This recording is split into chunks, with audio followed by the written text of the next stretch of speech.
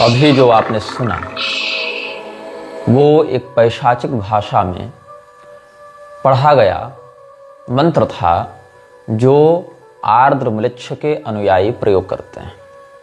आज हमें अपने शोध के मध्य एक YouTube वीडियो मिला जो 6 वर्ष पहले किसी व्यक्ति ने अपलोड किया था। यद्यपि उस व्यक्ति ने जिस प्रकार की अंग्रेजी का प्रयोग किया है वो विशुद्ध अंग्रेजी भी नहीं है आज की प्रचलित शैली में, और मुझे लगता है कि किसी अफ्रीकन भाषा का समावेश करते हुए उसने कहा है।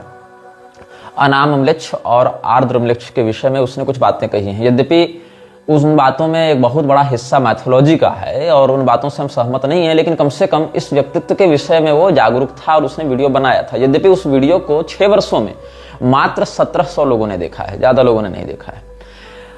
और आप इस वीडियो को रोककर, अभी जो आप वीडियो देख रहे हैं, हमारा यह जो अनुभाग आप देख रहे हैं, इसको रोककर YouTube पर जाएं। मैं जो कह रहा हूं उसको सर्च करें। जो सर्च करना है उस शब्द को मैं स्क्रीन पर भी दिखा दूंगा। ADRAMELECH space ENN space SATANIA आर्द्र म्लेच्छ इन सैटानिया, इस शब्द को आप सर्च करें। आपको एक वीडियो मिलेगा जिसमें आर्द्र म्लेच्छ का एक यंत्र दिया हुआ है और उसका एक मंत्र दिया हुआ है। लगभग 1 घंटे तक उस मंत्र को दोहराया गया है। यद्यपि उस मंत्र के भी अधिक श्रोता नहीं है, लगभग 2000 श्रोता ही होंगे इतने वर्षों में। लेकिन जिस सिस्टम में आप काम कर रहे हैं, जब मैंने ये श्रृंखला प्रारंभ की थी तो मुझे ये बिल्कुल नहीं पता था कि इस प्रकार की बातें भी इंटरनेट पर उपलब्ध हैं। मतलब आर्द्र म्लेच्छ का यंत्र मंत्र इत्यादि भी लोगों ने सार्वजनिक किया है किसी माध्यम से। ये मुझे उस समय संज्ञान नहीं था। जो कि मेरा जो शोध है उसका 80% हिस्सा अपने साधनात्मक माध्यम से और प्रकाशित पुस्तकों के अध्ययन के माध्यम से है।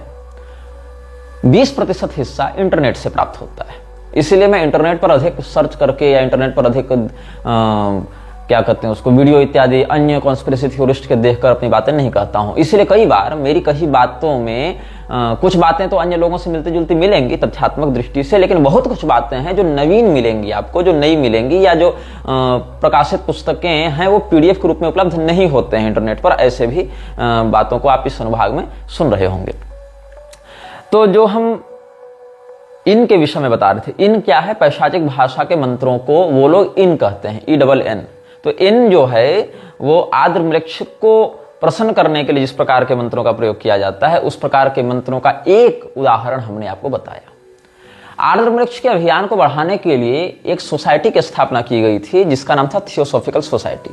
ये थियोसॉफिकल सोसाइटी भारत में बहुत सी संस्थाओं के साथ मिलकर कार्य करती थी, जिसमें एक संस्था आर्य समाज भी थी, प्रार्थना समाज भी, ब्रह्म समाज भी और सत्यशोधक समाज भी। जो महादेव गोविंद रानाडे का प्रार्थना समाज या सत्यशोधक समाज, या इधर राजा राम मोहन राय वाला ब्रह्म समाज, जो पहले आत्मीय सभा के नाम से भी कुछ दिन चला था, दयानंद सरस्वती के द्वारा स्थापित आर्य समाज, या DAV समूह जो लाला हंसराज इत्यादि ने स्थापित करवाया था। और DAV समूह में दयानंद एंग्लो वैदिक ये रखा गया था। DAV जो शब्द है उसका क्या अर्थ है? दयानंद एंग्लो वैदिक, मतलब ये वेदों को पुराणों से तोड़ना चाहते थे, लेकिन वेदों को अंग्रेजियत से जोड़ना चाहते थे, इसीलिए एंग्लो वैदिक शब्द का प्रयोग किया। श्रुति स्मृति पुराणोक्त बातों पर हम निष्ठा रखते हैं, श्रुति स्मृति पुराण, इस क्रम से हम अनुसरण करते हैं शास्त्रीय परंपरा का। लेकिन इन्होंने एंग्लो वैदिक अपनाया। इन्होंने अंग्रेजियत और वेद को एक साथ दिखाने का प्रयास किया। पुराणों को वेदों के साथ दिखाने का प्रयास नहीं किया, अपितु पुराणों को तो एक सिरे से दयानंद ने अप्रामाणिक ही कहना प्रारंभ किया। पुराण उपपुराण ये सब मिथ्या जाल ग्रंथ हैं, ऐसा उसने कह दिया था। तो एक दल कार्य करता था। इस दल में अलग अलग पीढ़ियों के 32 लोग सम्मिलित थे। 32 लोगों में जो 32वां नाम है वो जब इसमें सम्मिलित हुआ तो ये दल बिखरने लगा। ऐसे तो पिछली पीढ़ी के लोग मरते गए थे, लेकिन इस दल के क्रियाकलापों में एक अवरोध आया। वो 32वां नाम किसका था ये हम आपको बताएंगे। लेकिन उस 32वें नाम से जुड़े हुए कुछ और रहस्य भी वर्तमान में समाज को उद्वेलित कर रहे हैं, उस पर भी हम चर्चा करेंगे। पहला नाम इसमें है हेलेना पेट्रोवना ब्लावात्स्की। हेलेना पेट्रोवना ब्लावात्स्की जो थी वो एक रशियन महिला थी और ये भारत में बहुत ही रहस्यमयी घटनाओं को प्रसारित करने में प्रसिद्ध मानी गई है। हम इस पूरे नाम को बार बार नहीं बोल सकते, नाम बड़ा है, उच्चारण में कठिनाई हो सकती है, लोगों को याद रखने में भी कठिनाई हो सकती है। इसीलिए इस महिला को हम मैडम ब्लावात्स्की कहेंगे या मैडम एचपीबी कहेंगे। एचपीबी या ब्लावात्स्की किसका नाम है? हेलेना पेट्रोवना ब्लावात्स्की का नाम है। तो इस दल में 32 लोग थे इस ब्लावात्स्की के अतिरिक्त। उसमें पहला था राजकुमार पावेल दोरोगोरुकी। ये पावेल दोरोगोरुकी जो था ये फ्रीमेसन का एक सदस्य था और फ्रीमेसन की रोसिक्रूशियन धारा का था। जिन लोगों को रोसिक्रूशियन के बारे में नहीं पता है वो म्लेच्छराज अनुभाग के पुराने वीडियो को आप देखें, तब उनको रोसिक्रूशियन फ्रीमेसन्स के बारे में पता चलेगा। ये रोसिक्रूशियंस कौन थे, कहां से आए थे, इनका लक्ष्य क्या था, इनकी क्रियाकलाप की गतिविधियां क्या थी, हम पहले बता चुके हैं। तो रोसिक्रूशियन फ्रीमेसन्स के लिए कार्य करता था कौन? ये जो राजकुमार था पावेल दोरोगोरुकी, और इसके पास अपना एक पुस्तकालय था। उस पुस्तकालय में पैशाचिक शक्तियों को जगाने के लिए बहुत सी विद्याएं बताई हुई थी, वो पुस्तकें वहां रखी हुई थी, बहुत सी पांडुलिपियां थी इसके पास, और उन पांडुलिपियों में म्लेच्छराज की उपासना से संबंधित बातों को वर्णित किया गया था और उसी संग्रह का प्रयोग करके ये लोग अपने पैशाचिक गतिविधियों को अंजाम देते थे। ये कहां का था?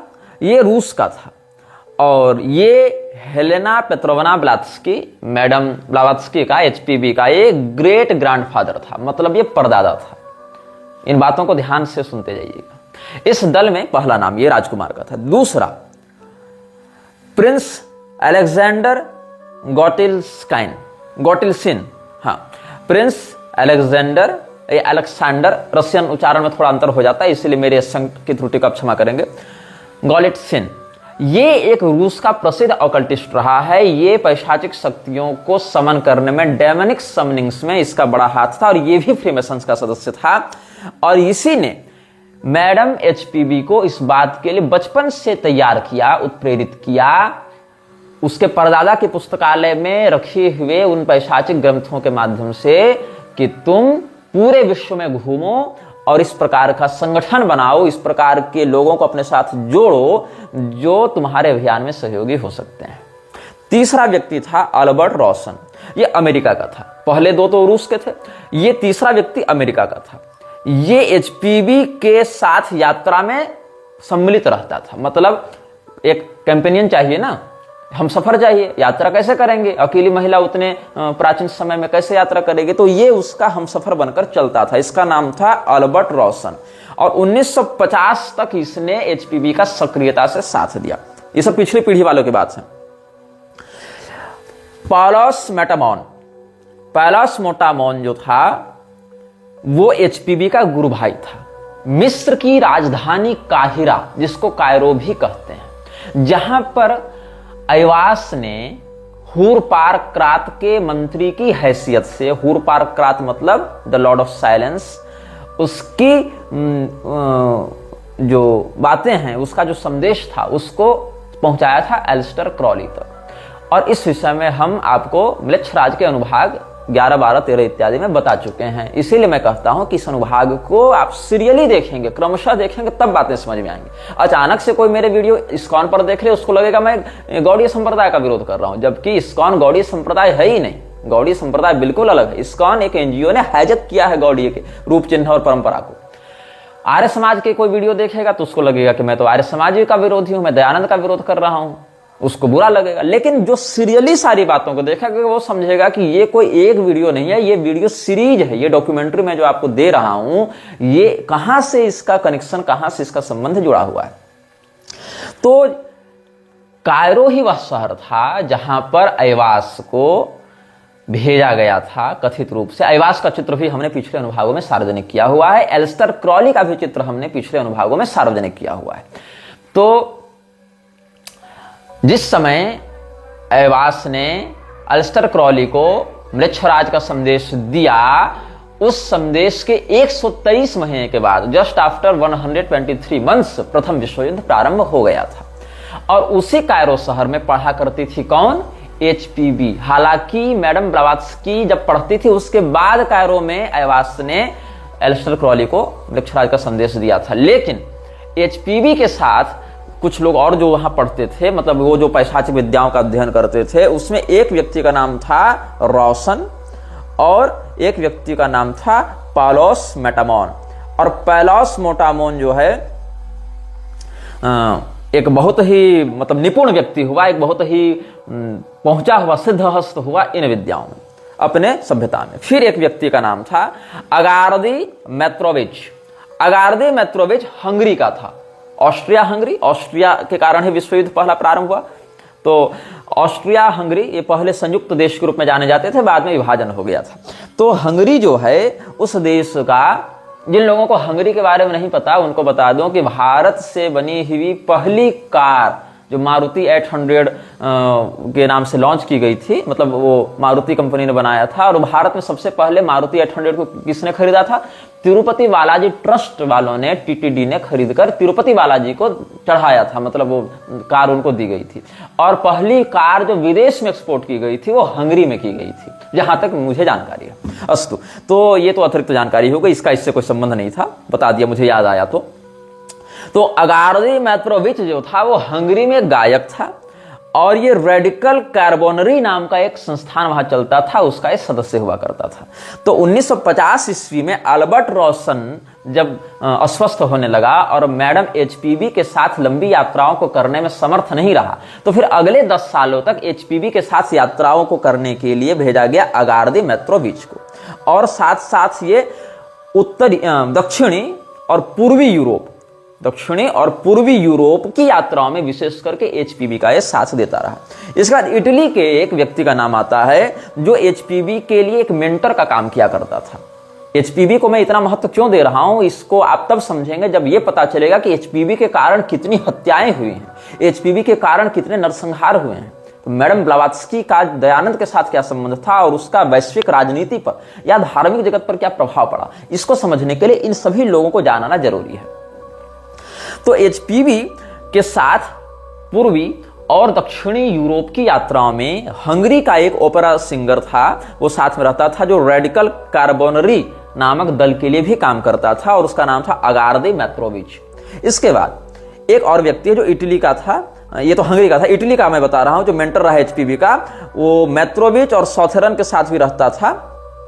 मेत्रोविच जो जिसके बारे में अभी हमने आपको बताया, अगार्दी मेत्रोविच हंगरियन का, उसका भी मेंटर रहा और एचपीबी का भी मेंटर रहा। इसका नाम था मजीनी, गियुसेप्पे मजीनी। तो गियुसेप्पे मजीनी जो था वो इटली का, मतलब वो एक प्रकार से प्रोफेट मान लो तुम। इटली में जो राष्ट्रवाद की विचारधारा बढ़ी इटली की राजनीति में, उसका प्रोफेट माना जाता है। किसको? मजीनी को, गियुसेप्पे मजीनी। इसके बाद पोलैंड का एक व्यक्ति था, पोलैंड का एक कबालिस्ट, मतलब एक प्रकार से वहां क्षेत्रीय तांत्रिक था, कबालिस्ट, जिसे ऑकल्टिस्ट होते हैं वैसे कबालिस्ट होते हैं। तो ये पोलिश था, मतलब पोलैंड का था, और ये एचपीबी के साथ कायरो में मिला और इसका नाम था लुई मैक्सिमिलियन बैम्स्टाइन। और बाद में ये अल्जीरिया चला गया। इसका ये पोलैंड का कैबलिस्ट था, तांत्रिक, ये बाद में अल्जीरिया चला गया, वहां पर ये पढ़ाने लगा तंत्र विद्या। इसका नाम था लुई मैक्सिमिलियन बिम्स्टाइन और वहां पर जाकर इसने अपना नाम बदला। इसने तंत्र विद्या सीखी कहां से थी? कायरो से, मिस्र के काहिरा शहर से, कायरो में इसने तंत्र विद्या सीखी थी। किसके साथ सीखी थी? एचपीबी के साथ सीखी थी। और ये मैडम एचपीबी का ये गुरु भाई एक प्रकार से लगा। और ये जो लुई मैक्सिमिलियन बिम्स्टाइन था, ये बाद में चला गया कहां? अल्जीरिया। वहां पर ये तंत्र विद्या सिखाने लगा। और इसके पास तंत्र विद्या सीखने कौन आते थे? इसके पास तंत्र विद्या सीखने के लिए द मदर मीरा अल्फासा आती थी, जो अरविंदो के साथ मिलकर मातृ सदन की स्थापना करती है। मीरा अल्फासा पर हम अरविंदो स्पेशल एपिसोड में बता चुके हैं। मीरा अल्फासा का पहला विवाह कैसे हुआ? एक पेंटर से हुआ, फिर वो तलाक उसको देकर एक फौजी से विवाह करते हुए फौजी फ्रीमेसन्स का सदस्य था, और उस फौजी ने इसी अल्जीरिया में आकर मैक्स थियन नामक एक व्यक्ति से तंत्र विद्या सीखी थी, और मैक्स थियन ने ही परिचय कराया था मीरा अल्फासा का उसके दूसरे पति से। और यही मैक्स थियन पहले लुई मैक्सिमिलियन बाइमस्टाइन के नाम से जाना जाता था, और बाद में इसने अपना नाम अल्जीरिया में जाकर मैक्स थियन कर लिया था। तो ये जो पॉल एंटनी रिचर्ड था, वो जो मीरा अल्फासा का दूसरा पति था, और मीरा अल्फासा भी उसकी दूसरी पत्नी थी, ये दोनों मैक्स थियन के ही शिष्य थे, और मैक्स थियन इनको तंत्र विद्या सिखाया करता था। और मैक्स थियन वास्तव में कौन था? पोलैंड का रहने वाला एक तांत्रिक जिसका नाम था लुई मैक्सिमिलियन बिमस्टीन, यही था मैक्स थियन। और मैक्स थियन गुरु भाई किसका था? मैडम HPB का। और उसी शहर में ये लोग तंत्र विद्या सीखा करते थे, मिस्र की राजधानी काहिरा में, जहां पर ऐवास ने अल्स्टर क्रॉली को मृक्षराज का संदेश 3 दिनों तक दिया था। अब कनेक्शन समझ में आ रहा है तुम लोगों को? खैर, अब इसके बाद पर्शिया का एक राजनेता, साथ ही उसको वहां के धार्मिक सुधार आंदोलन का जनक भी माना जाता है। ये 30 साल तक HPB के साथ यात्राएं करता रहा पूरे मुस्लिम जगत में। मिडिल ईस्ट में इसने HPB को घुसाने में बहुत काम किया है। इसका नाम क्या था? जमाल अल-दीन अल-अफगानी। जमाल अल-दीन अल-अफगानी पर्शिया का था, फारसी था, मतलब फारसी मूल का था, और इसने इस्लामी जगत में मैडम HPB को घुसाने में बहुत सहयोग किया, और ये 30 साल ब्लावात्स्की के साथ HPB के साथ काम किया है। फिर एक नाम आता है इजिप्ट के ही, मिस्र के ही एक जर्नलिस्ट का, जिसको पेरिस में, मतलब उसको निकाल दिया गया था बाद में, वहां की सरकार ने, मिस्र की सरकार ने उसको निकाल दिया गया था, क्योंकि उसकी गतिविधियां सामने आने लगी थी और लोगों के सामने उसके रहस्य खुलने लगे थे। ये चेला किसका था? इसी अल-अफगानी का चेला था, जो जमाल अद-दीन अल-अफगानी जो था पर्शिया का, उसी का चेला था, उसी का शिष्य था जेम्स सानुआ, जो मिस्री था। और मिस्र में वो जर्नलिज्म किया करता था, पत्रकारिता किया करता था, लेकिन इसको वहां से निकालकर वहां की सरकार ने बाहर भेज दिया था, और ये फिर पेरिस में अपना जीवन बिताता है। याद रखेंगे, मीरा अल्फासा का जन्म भी पेरिस में हुआ था, यद्यपि वो भी मिस्री और तुर्की मूल के यहूदी परिवार से थी, और मिस्री मूल की जो एक उसकी ब्लड लाइन थी, वहां से उसका जन्म हुआ था, लेकिन जन्म पेरिस इत्यादि में बताया जाता है उसका। और वहीं पर फिर जेम्स सैनिया पूरी जिंदगी बिताता है, जो मिस्री व्यक्ति था और जो जमाल अल-दीन अल-अफगानी का चेला था। इसके बाद रसिया के ही एक व्यक्ति का नाम आता है, जो सानुआ का बड़ा निकटवर्ती मित्र था। ये जो जेम्स सानुआ के बारे में हमने बताया, जो मिस्री था ना, अफगानी का चेला, उसका एक परम मित्र था जिसका नाम था लीदिया पास्कोव। तो लीदिया पास्कोव एक रूसी लेखक था, और एक मतलब शोध करता था, खोजी व्यक्ति था, एक्सप्लोरर था एक प्रकार का ये। और ये जो जेम्स सानुआ का मित्र था लीदिया पास्कोव, ये भी HPB के साथ मिलकर इस संगठन में काम करता था। फिर HPB के साथ एक व्यक्ति मिलता है, ऑटोन लियाटो।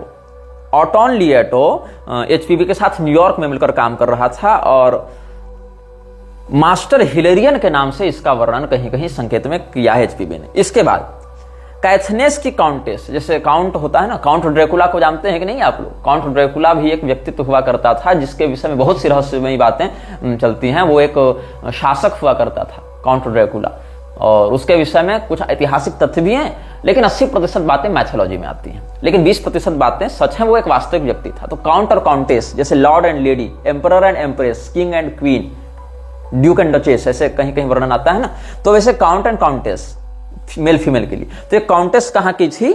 कैथनेस की थी, और ये मैरी इसका नाम था। लेकिन ये फ्रांस के लोगों को आर्थिक रूप से बहुत मदद करती थी, और ये फारस के आध्यात्मिक गुरुओं के प्रभाव बहुत आती थी। लेकिन अध्यात्म तो वहां है नहीं, हमने आपको सरलता में बताने के लिए कह दिया। स्पिरिचुअल वहां शब्द प्रयोग करेंगे उसके लिए। वो स्पिरिट्स पर विश्वास करते हैं ना, तो स्पिरिट्स एक्चुअली आत्मा का पर्याय नहीं हो सकता है। स्पिरिट की अवधारणा बिल्कुल अलग है, आत्म तत्व की अवधारणा बिल्कुल अलग है। Spirit can be merge and omnified with God, but आत्मा can be merge and omnified with Brahma, अद्वैत दृष्टि से। खैर, इस विषय पर बाद में आएंगे, या आवश्यकता पड़ेगी तो छोड़ भी देंगे। तो मैरी जो थी, कैथनेस के काउंटेस के रूप में जिसकी सत्ता चली थी, वो भी HPB को बहुत कोऑपरेट करती है। इसके बाद एक नाम आता है ब्रिटेन के शोधकर्ता लेखक का, और बाद में जो एक थियोसोफिस्ट भी बना था, उसका नाम था sir Richard Burton. Sir Richard Burton Britain का एक लेखक था, शोधकर्ता था, खोजी व्यक्ति था। ये भी एचपीवी के साथ मिलकर काम करता था। इसके बाद अल्जीरिया का अमीर, जैसे वहां शेख होते हैं, अमीर होते हैं। अभी कतर के अमीर के साथ कैसे मोदी जी एकदम तुम मिले दिल खिले और जीने को क्या चाहिए कर रहे थे। तो इसका नाम था, अल्जीरिया के अमीर का नाम था अब्देल कादेर। तो अब्देल कादेर को निकाल दिया गया था अल्जीरिया से। ये दमस्कस में जाकर फिर अपना काम आगे बढ़ाने लगा और ये सूफी बन गया, फ्रीमेसन से भी चला गया। और इसकी मित्रता किससे थी? ब्रिटेन के खोजी सर रिचर्ड बर्टन से। तो सर रिचर्ड बर्टन की मित्रता किससे थी? एचपीवी से थी। और दूसरी ओर उसकी मित्रता थी अल्जीरिया के निर्वासित अमीर जो दमस्कस में रहता था, अब्देल कादेर से। तो अब्देल कादर ये दोनों मित्र हो गए। तो ये सब कड़ियां कैसे, ये सब मैंने लिखकर, शोध करके, क्रॉस वेरीफाई करके फिर अपने पास लिखकर डॉक्यूमेंटेड करके रखा है, वहीं से मैं पढ़कर आपको बता रहा हूं। इसके बाद ब्रिटेन का एक राजनेता, राजनीतिज्ञ कहें उसको, कूटनीति विशारद, जिसको डिप्लोमेट भी कहते हैं। जैसे भारत में सुषमा स्वराज एक डिप्लोमेट की हैसियत से काम करती रही, अभी एस जयशंकर काम कर रहा है डिप्लोमेट की हैसियत से। कुछ मामलों में शशि थरूर इत्यादि भी डिप्लोमेसी निभाए हैं, बहुत मामलों में। तो ऐसे ही ब्रिटेन का एक डिप्लोमेट इजिप्ट में काम करता था जो अफगानी के साथ मिला हुआ था। अफगानी कौन? वही जो पर्शिया का एक धार्मिक सुधार आंदोलन का नेता बना हुआ था, जमाल अद्दीन अल अफगानी, जो जेम्स सेनुआ का गुरु था। और जेम्स सेनुआ लिदिया पास्को का मित्र था। ये सब एचपीवी के ही ग्रुप के लोग हैं। तो ये जो व्यक्ति था ब्रिटिश डिप्लोमेट इजिप्ट में जो रहता था, उसका नाम था राफेल बॉर्ग। और राफेल बॉर्ग जो है वो 1870 से लेकर 1880 तक, जिस समय दयानंद, सत्यार्थ प्रकाश इत्यादि पर बहुत सक्रियता से कार्य कर रहा था, उस समय ये एचपीवी के साथ बहुत सक्रियता से कार्य कर रहा था। भारत में थियोसॉफिकल सोसाइटी को बढ़ाने के लिए मिस्र से सपोर्ट दे रहा था ये भारत में उस संस्था के गतिविधियों को। और ये कायरो में ही जो फ्रीमेसन्स का लॉज था, कायरो मैसोनिक लॉज, यहां वो काम करता था, यहां उसकी सक्रियता थी अफगानी के साथ मिलकर। राफेल बॉर्ग जो ब्रिटिश डिप्लोमेट था। इसके बाद एक नाम आता है अमेरिकी स्पिरिचुअलिस्ट का, और इसका नाम था जेम्स पेबल। जेम्स पेबल ही वो व्यक्ति था जिसने आर्य समाज को और थियोसॉफिकल सोसाइटी को एक करने में जी जान लगा दी थी। James payable. जेम्स पेबल्स एक अमेरिकी था और वहां पर वो लेक्चर दिया करता था स्पिरिचुअलिटी पर। तो स्पिरिचुअलिटी पर लेक्चर देते देते वो दयानंद से जुड़ा, और एचपीवी से तो पहले से जुड़ा हुआ था। तो उसको यह समझ में आया कि वस्तुतः दयानंद जो करना चाहता है वही तो एचपीवी भी करना चाहती है। दयानंद जिस चीज को लागू करवाना चाहता है भारत में, जिस बात को लेकर ये चल रहा है, हम भी उसी को लेकर चल रहे हैं। इसीलिए हम दोनों को साथ में हाथ मिला लेना चाहिए। तो मैडम ब्लवात्स्की को दयानंद सरस्वती के साथ जोड़कर आर्य समाज और थियोसॉफिकल सोसाइटी के गठबंधन में एक बहुत बड़ा हाथ किसका रहा? जेम्स पेबल्स का। इसके बाद एक ब्रिटिश व्यक्ति का नाम है जो इमिग्रेंट था, न्यूयॉर्क में रहता था, यह भी जर्नलिस्ट था और ये भी फ्रीमेसन्स का सदस्य रहा, बहुत प्रोमिनेंटली उसके लिए काम करता था। रोसिक्रूसियन सोसाइटी का भी सदस्य रहा और ये एक समाजवादी व्यक्ति था और रोशन के साथ भी इसका बहुत निकटवर्ती संबंध रहा था। और ये व्यक्ति फाउंडिंग मेंबर भी रहा थियोसॉफिकल सोसाइटी का। इसका नाम था चार्ल्स सॉथरन। चार्ल्स सॉथरन एक ब्रिटिश आप्रवासी था जो न्यूयॉर्क में रहता था। फिर मॉस्को के एक जर्नलिस्ट का हम नाम लेना चाहेंगे। इस रूसी का नाम था मिखाइल कातकोव। तो मिखाइल कातकोव एक मतलब ये प्रकाशक था, मतलब एचपीवी जो लिखती थी उसको रसिया में प्रकाशन के माध्यम से, प्रेस के माध्यम से प्रिंट करके लोगों तक पहुंचाने का काम था इसी रूसी जर्नलिस्ट का। मॉस्को में इसका हेडक्वार्टर था। इसका नाम था मिखाइल कातकोव। और भारतीय रेवोल्यूशन में, इंडियन रेवोल्यूशन में फ्रांसीसी सहयोग के माध्यम से राजनीतिक कॉन्स्पिरेसी करने में, कॉन्स्पिरेटर था नहीं, तो राजनीतिक कॉन्स्पिरेसी करने में मिखाइल कातकोव का नाम बहुत कुख्यात है। भारतीय राजनीति को रूसी प्रभाव में लेने के लिए इसने फ्रांस से मदद ली थी और फ्रांसीसी लोगों के सहयोग से इसने भारत में राजनीतिक अस्थिरता को जन्म दिया था। इसका नाम था मिखाइल कातकोव। और यही मैडम ब्लवात्स्की के लेखों को, उसकी विचारधारा को रूस में प्रसारित करने का काम करता था by printing them in Russian language। इन नामों को आप गूगल में सर्च करेंगे तो आपको बहुत कुछ जानकारी मिलेगी, लेकिन क्योंकि इस विषय को हम ज्यादा लंबा नहीं खींच सकते, एक एक व्यक्ति पर भी एक एक वीडियो बन सकता है, लेकिन अब आपको हम नाम बता दे रहे हैं, उसकी लोकेलिटी बता दे रहे हैं, उसके काम बता दे रहे हैं। मतलब ये नाम है, ये उसका जन्मस्थान या कार्यक्षेत्र रहा, और ये उसका मुख्य केंद्र बिंदु रहा कार्य का। तो ये सब आप 3 बातें जान गए, 3 बातों से आप फिर उसकी पूरी कुंडली निकाल सकते हैं। इसके बाद नाम आता है इसमें हमारे और आपके लाडले प्यारे स्वामी दयानंद सरस्वती का। दयानंद सरस्वती जो आर्य समाज का संस्थापक रहा और जिसको एक समाज सुधारक के नाम से जाना जाता है, उसका संगठन जुड़ता है, आर्य समाज जुड़ता है, थियोसॉफिकल सोसाइटी थे, इस व्यक्ति का नाम आया। इसके बाद एक और आर्य समाजी का नाम आया जो कि बहुत धनी व्यक्ति था, और ये ऑक्सफोर्ड में जाकर पढ़ाई लिखाई किया था और वहां पर कुछ भाषणबाजी भी किया था। बाद में ये एक अतिवादी राजनीतिक नेता के रूप में भी उभरा था, और इसने आर्य समाज को खूब पैसा दिया। इसने आर्य समाज के साथ साथ थियोसॉफिकल सोसाइटी को भी खूब पैसा दिया, और इसने वो पैसे कई बार सोने में दिए, not in currency but in gold. इसका नाम था, आप जानते होंगे, श्यामजी कृष्ण वर्मा। अच्छा, इसके बाद आगे चलते हैं। कश्मीर के महाराज, जिसको वेदांत विशारद भी ये लोग मानते हैं, और इसका नाम था रणवीर सिंह। ये कश्मीर का राजा।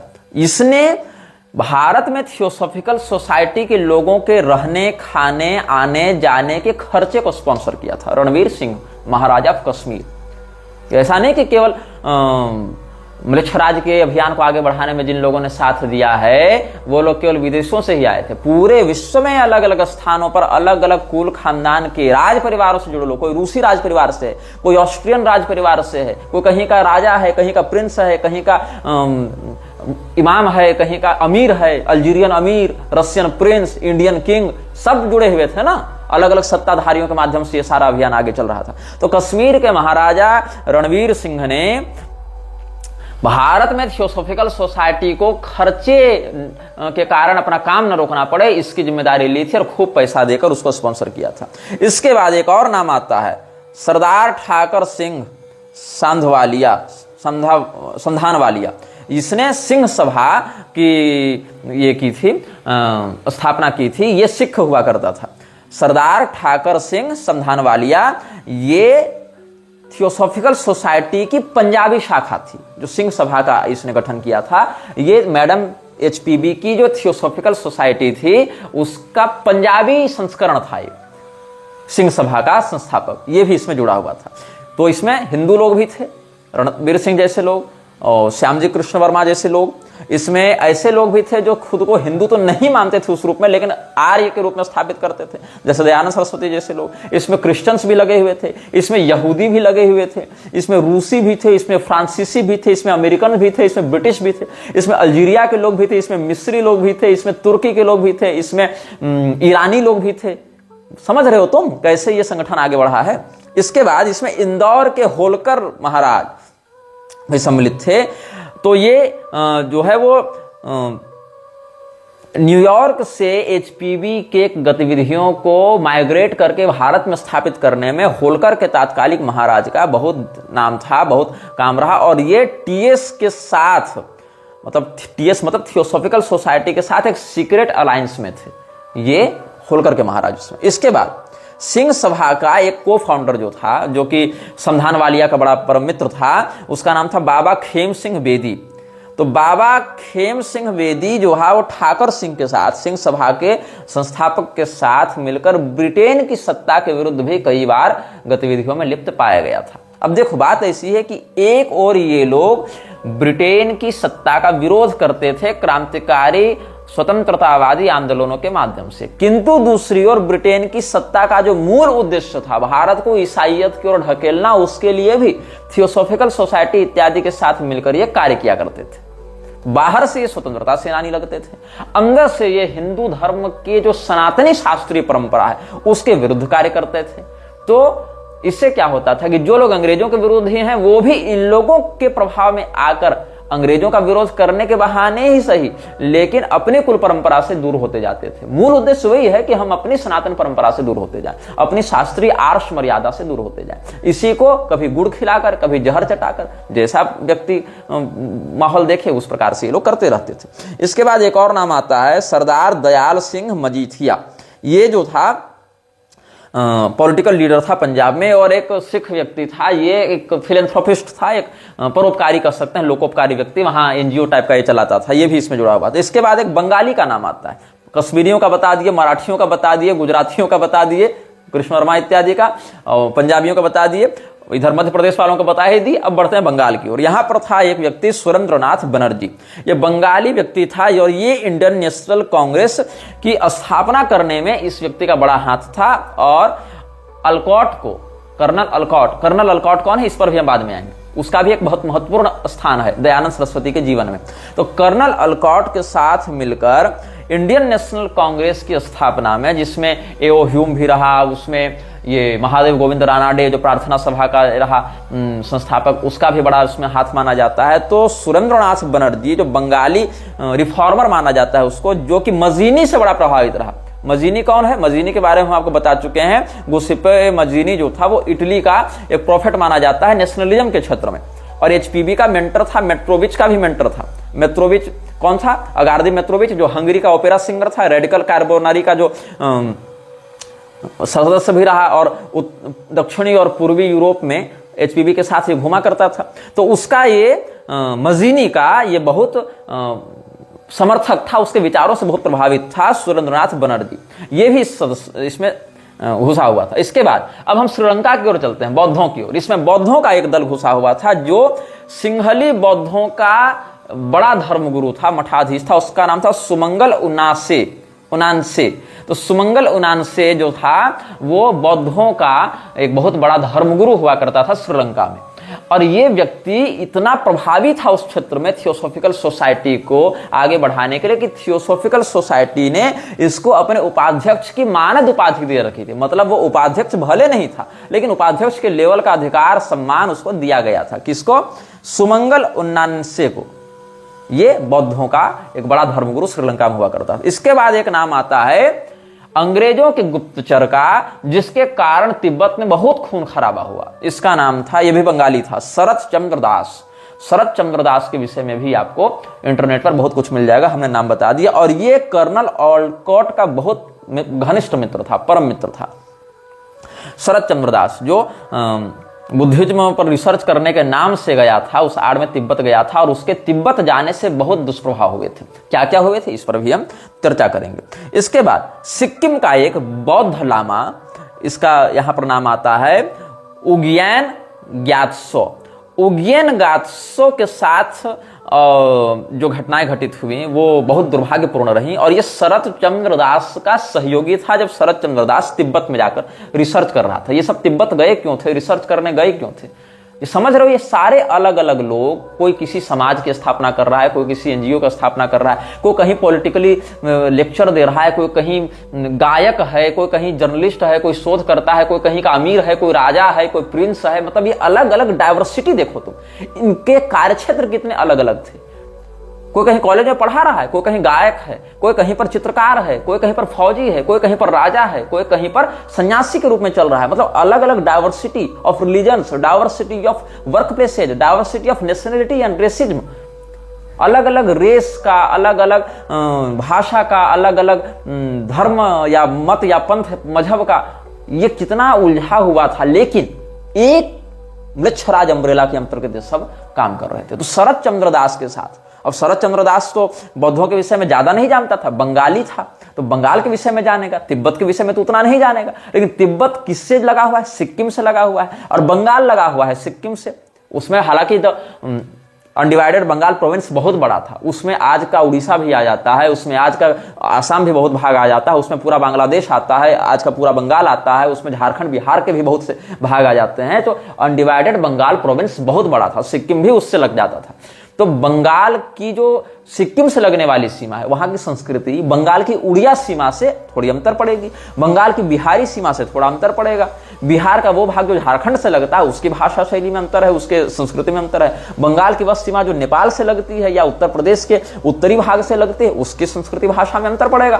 तो बंगाल का जो मूल बंगाली स्रोत है वो शरत चंद्र दास के पास तो था, लेकिन तिब्बत का भाव उसको समझ में नहीं आ रहा था। तो तिब्बत में जाकर अपना काम बढ़ाने के लिए इसने सिक्किम के एक बौद्ध लामा का सहयोग लिया जिसका नाम था उग्यन ग्यात्सो, और उग्यन ग्यात्सो इसके साथ तिब्बत गया था। वहां पर इन लोगों की भेंट हुई थी पंचेन लामा के प्रधानमंत्री से। वहां जो लामा सब होते हैं अलग अलग, वहां पंचेन लामा क्या होता है इसके विषय में आप गूगल पर सर्च कर सकते हैं। तो पंचेन लामा का प्रधानमंत्री जो तिब्बत में था उसका नाम था सेंगचेन तुलकू, और सेंगचेन तुलकू ने ही शरत चंद्र दास को तिब्बत में एंट्री दी थी, उसके रहने खाने का प्रबंध किया था, जो कि बड़े पद पर था, वो पंचन लामा का प्रधानमंत्री हुआ करता था। तो सेंगचेन तुलकू ने उग्यान ग्यात्सो के रेफरेंस पर शरत चंद्र दास को तिब्बत के एक मठ में प्रवेश करवाया था जिसका नाम था ताशिल हुनपो मठ। तो ताशिल हुनपो मठ में क्या हुआ, जब इसने शरत चंद्र दास को घुसाया तो उसको पता नहीं था कि शरत चंद्र दास को भेजा किसने है, उसके आने का उद्देश्य क्या है, वो यहां पर करना क्या चाहता है। ये ब्रिटेन का एक गुप्तचर भी था, ब्रिटिश सरकार के अंतर्गत गुप्तचरी भी करता था शरत चंद्र दास, और साथ साथ ये मैडम एचपीवी से भी मिला हुआ था थियोसॉफिकल सोसाइटी के परोक्ष सहयोग के माध्यम से। तो शरत चंद्र दास के कारनामे और उसका उद्देश्य जब वहां पर पंचेन लामा के लोगों को ताशिल हुनपो मठ में पता चला तो उन लोगों ने अपने प्रधानमंत्री को मरवा दिया। और आप जब पढ़ेंगे कि सेंगचेन तुलकू को कितनी निर्दयता से मारा गया तो आपकी हड्डियां तक कांप उठेंगी, इसके बारे में हम बाद में बताएंगे। तो ये सब लोग हो गए, कितने लोग हो गए इसमें हम फिर से नाम पढ़ के बताते हैं। प्रिंस पावेल दोरगोरुकी, ये पहला। दूसरा प्रिंस अलेक्जेंडर गोलित्सिन, दूसरा। तीसरा अल्बर्ट रोशन, ये पहले दो रूसी थे, तीसरा अमेरिकी था। चौथा था पाउलोस मेटामोन। पांचवा था अगार्दे मेत्रोविच, ये हंगरियन था। छठा था ग्यूसेप्पे मजीनी जो इटालियन था। सातवां था लुई मैक्सिमिलियन बेमस्टेन, यही बाद में मैक्स थियन बन गया था, ये पोलिश था, पोलैंड का था लेकिन अल्जीरिया चला गया था। फिर आठवां था जमाल अद्दीन अल अफगानी, ये पर्शियन था। फिर था जेम्स सानुआ, ये मिस्री था। फिर लिदिया पास्कोव, ये रूसी था। 10 हो गए। ऑटोन लियाटो, ये साइप्रस का था, साइप्रस एक द्वीपीय देश है। फिर मैरी थी काउंटेस ऑफ कैथनिस, ये हो गई। तो 1 2 3 4 5 6 7 8 9 10 11 12 लोग हो गए। इसके बाद हम देखते हैं सर रिचर्ड बर्टन, ये ब्रिटेन के थे। फिर अब्दुल कादिर, ये अल्जीरियन एमिर था जो बाद में दमस्कस में रहा। फिर राफेल बॉर्ग, ये ब्रिटिश डिप्लोमेट था इजिप्ट में।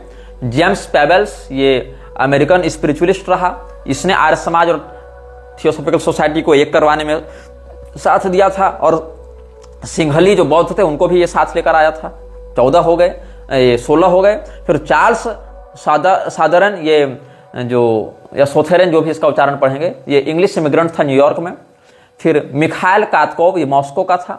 स्वामी दयानंद सरस्वती, ये भारत के आर्य समाज संस्थापक। 20 लोग हो गए।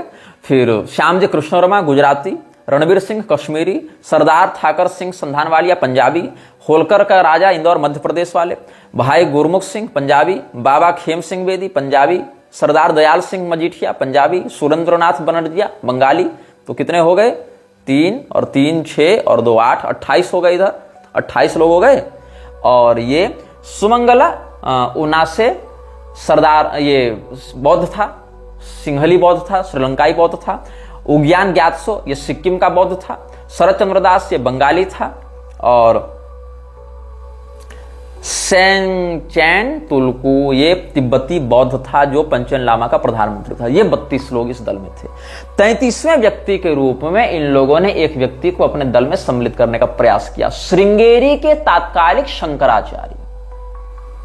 अब आपको लगेगा झटका। तो मैडम एचपीवी ने तिब्बत के अपने अभियान के बाद श्रृंगेरी के शंकराचार्य से, जो उसमें तात्कालिक शंकराचार्य थे श्रृंगेरी के, उनसे संपर्क करने का प्रयास किया था।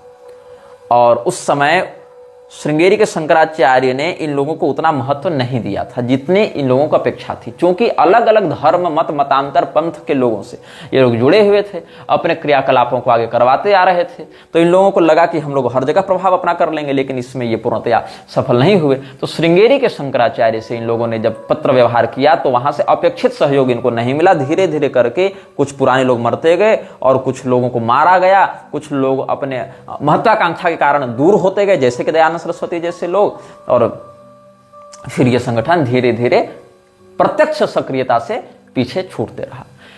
टीपू सुल्तान के समय या मराठा सैनिक जब परशुराम भाव इत्यादि के नेतृत्व में लड़ते थे, उस समय एक घटना घटित हुई थी। श्रृंगेरी के तात्कालिक शंकराचार्य ने टीपू सुल्तान से मदद मांगी थी। इस बात को लेकर बहुत विवाद होता है सनातनी जगत में, और ये एक दुर्भाग्यपूर्ण घटना हम अवश्य मानते हैं श्रृंगेरी के मठ के लिए कि उनको ऐसा नहीं करना चाहिए था। लेकिन आप अगर इतिहास के पन्नों को पलटें और अगर टीपू सुल्तान के विषय में आपको प्रामाणिक जानकारी चाहिए तो आपको पढ़ना चाहिए एक लेखक को, विक्रम संपत। विक्रम संपत ने टीपू सुल्तान के विषय में बहुत ही गहरा शोध करके अपनी जान को खतरे में डालकर भी बहुत प्रामाणिक बातों को सार्वजनिक किया है। तो आप विक्रम संपत को पढ़ या सुन सकते हैं अगर उनके पुस्तकें और वीडियो उपलब्ध हो आपके पास तो। और हालांकि कोई भी लेखक हो 100% सनातन धर्म के अनुकूल लिख रहा है या नहीं लिख रहा है ये तो शास्त्रीय समीक्षा का विषय है, लेकिन ऐतिहासिक जानकारियों के लिए विक्रम संपत अभी एक रिलायबल सोर्स हैं जो टीपू सुल्तान के फील्ड में अच्छा शोध कर चुके हैं। तो क्या हुआ था कि मराठी सैनिकों में एक बहुत रुझान रहा आक्रामकता के साथ लूटमार करने का, ये एक ऐतिहासिक तथ्य है। और इस बात का अच्छा लाभ उठाया मुसलमानों ने। जब मुसलमानों ने देखा कि हम मराठों से सीधे सीधे टकराने में पीछे भाग जा रहे हैं, हट जा रहे हैं, और मराठों की छवि हिंदुओं के मध्य बड़ी अच्छी है, हिंदुओं के रक्षक के रूप में मराठों की छवि है। मतलब मराठा भी तो हिंदू ही थे ओरिजिनली, लेकिन मुसलमानों के विरुद्ध शिवाजी महाराज के समय से ही उनका जो अभियान था वो बहुत आक्रामक रहा था।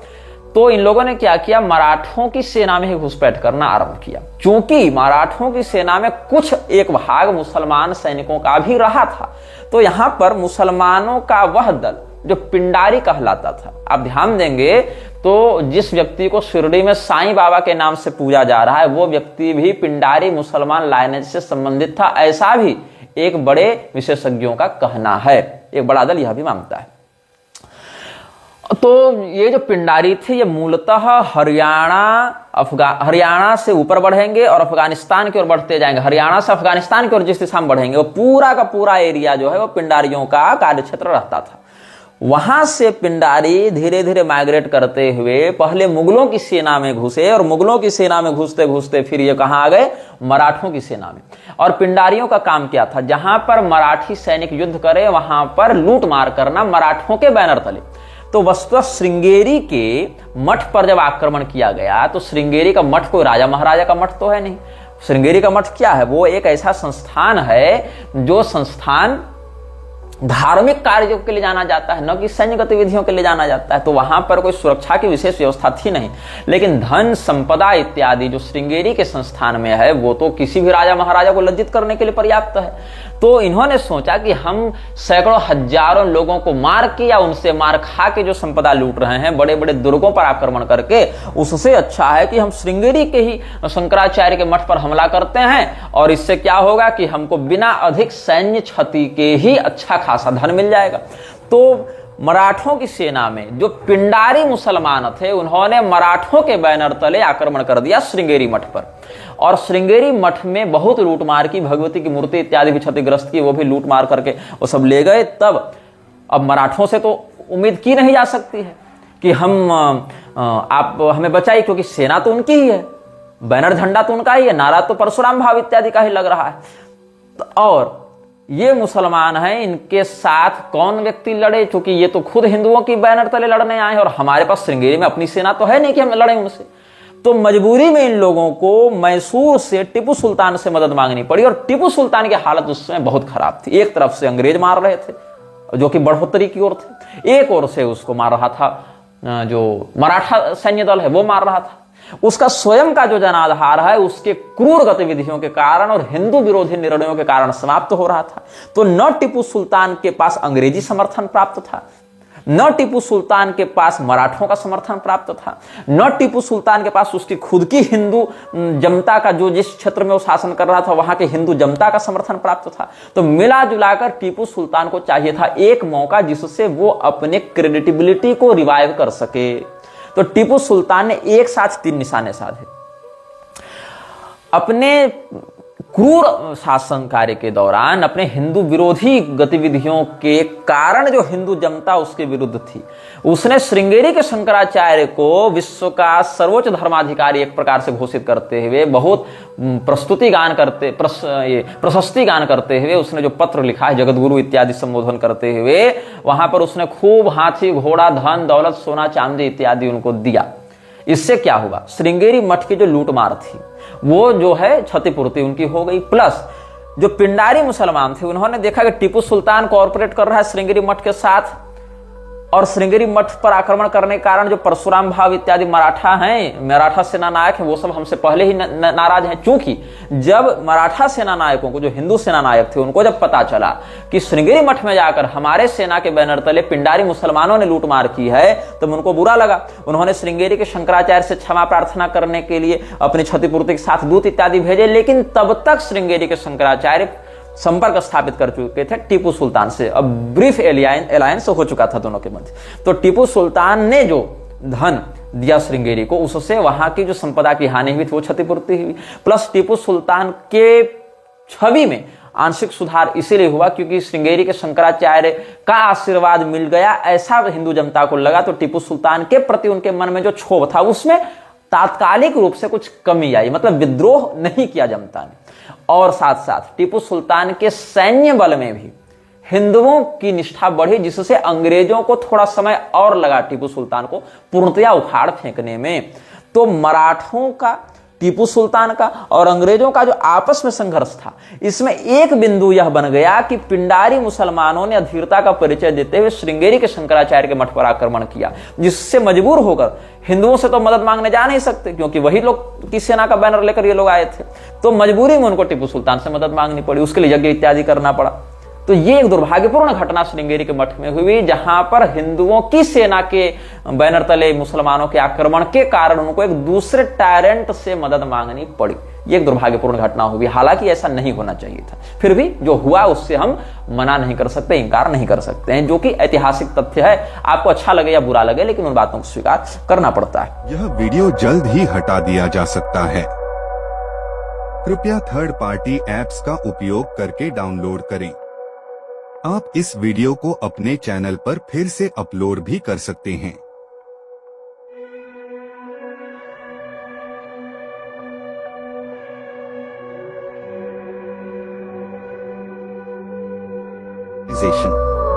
This video may get deleted soon. Please download using third-party apps. You may also re-upload this video on your channels. Thank you.